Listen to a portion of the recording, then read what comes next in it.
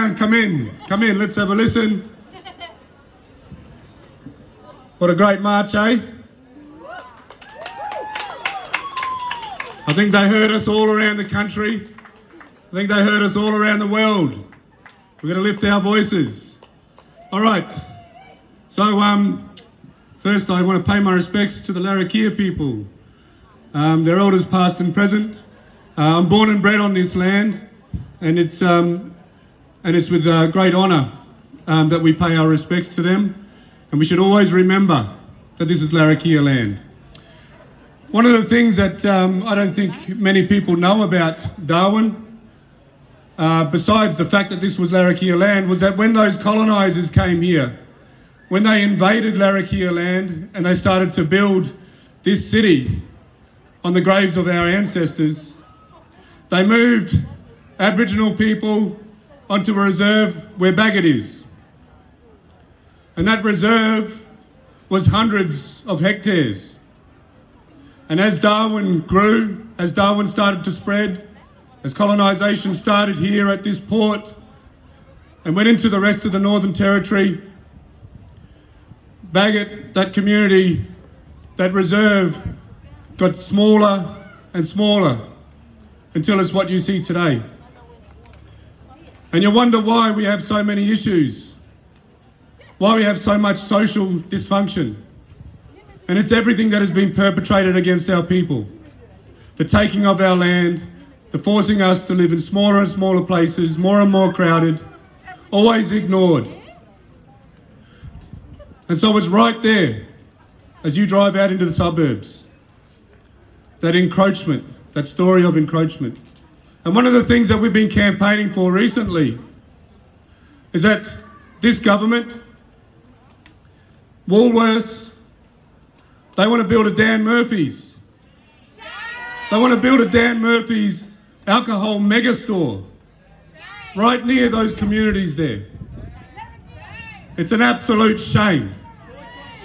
What they've done is they ignored the advice of the Independent Liquor Commission, Woolworths, and what's similar to a Gurindji people versus Lord Vesti struggle. They used their privilege and their power to ride over the top of the government here, and the government compliantly stepped aside. To ride over the top of what the people are saying, to ride over the top of that little community, Bagot, that has been standing against so much for so long. And they're going to do it unless we stop them. So what I ask you to do is, part of your social media sharing about today, use the hashtag boycott Woolworths. Let them know that the Darwin community, people of decent mind that have morals, stand with the Bagot community and say we don't want an alcohol mega store there. Are you with us? Yes! All right. Now, we heard all of the things that we're marching for and against today. Before we marched, we're marching, celebrating our survival against all the odds. I'm not going to spend a lot of time on that. I'm going to say we are marching because we are resisting the invasion. Every day, we continue to resist the invasion. But what I want to get us to focus on now is how we reach a resolution to all of this. I love a rally. It gets the blood pumping. It gets the adrenaline going. I absolutely love marching shoulder to shoulder with you guys, with comrades, with people that share my values. It's a powerful thing. It is a powerful thing to shake our fist loud and proud at the powers that be and tell them that they're wrong. Tell them, like Arnie said, they're murderers. Because they are compliant with what's still happening today. The murders didn't happen 200 years ago, they're going on today. Children as young as 10 years old being locked up, they are being murdered today. What does that do to a child's mind? Science tells us it sets them up for a very hard life. And so what we need to concentrate on, as much as we love these rallies and to wear our colours loud and proud. We've got to focus on how we resolve these issues. I hear every year, and I get sick of it, I called it Groundhog Day this year. Reporters, journalists, there's lots of report here, because they can find so many different opinions about what date. May 8th, 25th January, Mabo Day, it goes on and on and on. What date should it be? Then there's a crowd that says just abolish it altogether. And I agree with all of these points. It doesn't matter what my opinion here is what I'm getting at, as an individual. Aboriginal and Torres Strait Islander people are bound by our struggle, bound by our blood, bound by our country and our songlines. And what we must do is fight to unite what we do. Every time Aboriginal and Torres Strait Islander people have built a voice that has challenged the authorities, they have destroyed it. In the 1920s, the Aboriginal Australian Progress Association, led by an Aboriginal wharfie, was destroyed by the Protection Board, by the Chief Protector, threatened to steal their children, threatened to take the little that they had, to silence that voice.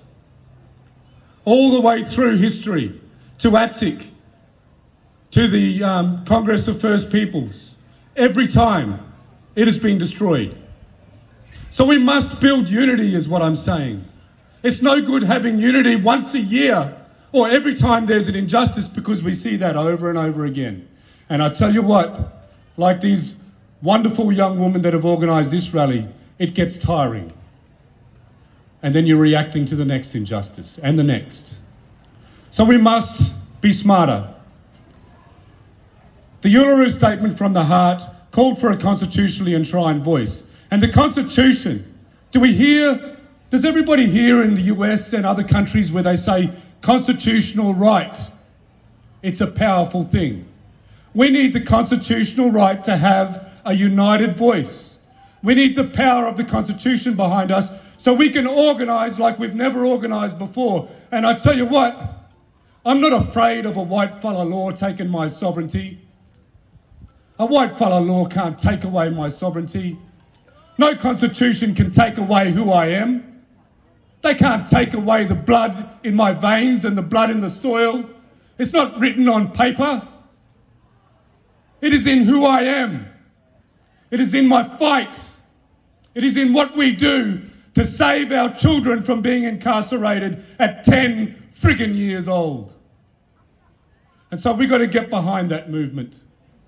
We've got to support a campaign for a voice that the politicians cannot take away. I'll leave you with that. Maybe I'll recite the Uluru Statement to finish.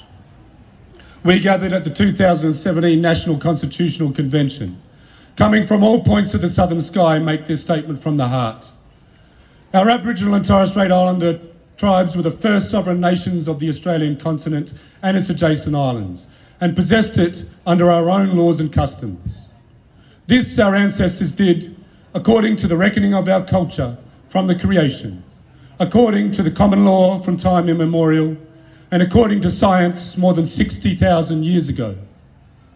This sovereignty is a spiritual notion, the ancestral tie between the land or Mother Nature and the Aboriginal and Torres Strait Islander peoples who were born therefrom, remain attached thereto, and must one day return thither to be united with our ancestors.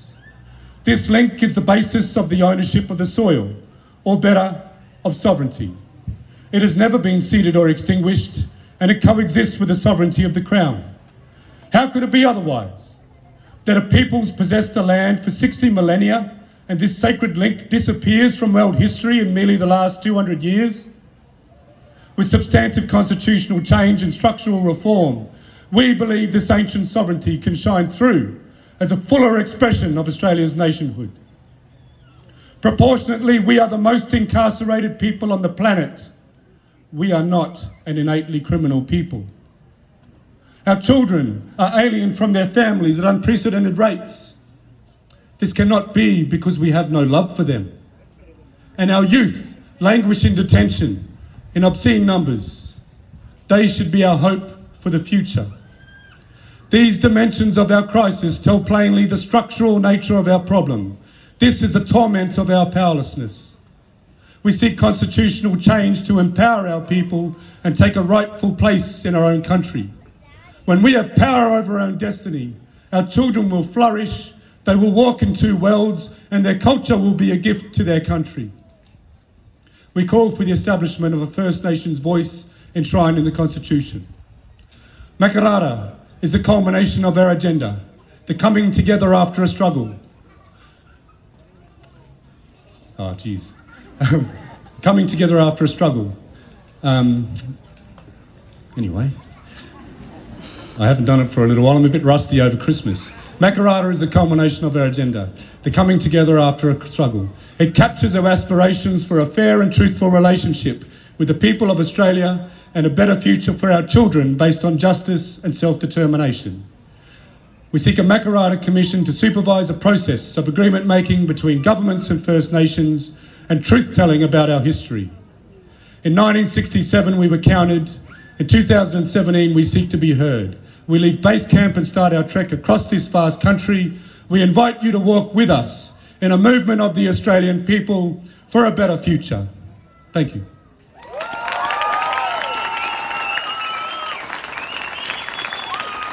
And I tell you what, the government said no. The government said no, but we are not taking no for an answer, because we are sick of governments telling us no. We are sick of governments not listening to our voice. We are going to use the rule book of the nation to force them. Thank you.